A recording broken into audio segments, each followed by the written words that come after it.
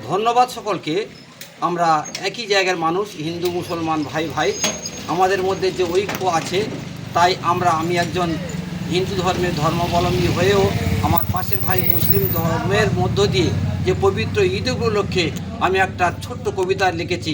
দয়া করে আপনারা শুনুন, আপনারা একটু চিন্তা করুন। তাই আমি এই মুহূর্তে কবিতাটা শুরু করতে চাই।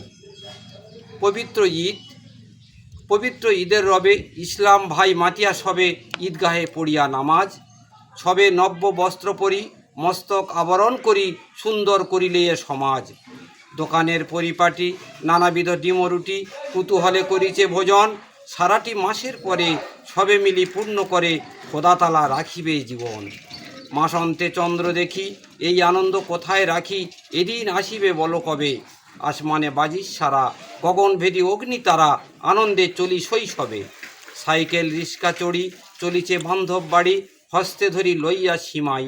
সুন্দর আতর পরি চলিয়াছে শ্বশুর বাড়ি, থলি ভরি আসিছে জামাই। দিকে দিকে নামাজ পড়ে ঘণ্টা বাজে পূজা বাড়ি, প্রার্থনায় রত খ্রিস্ট ভাই।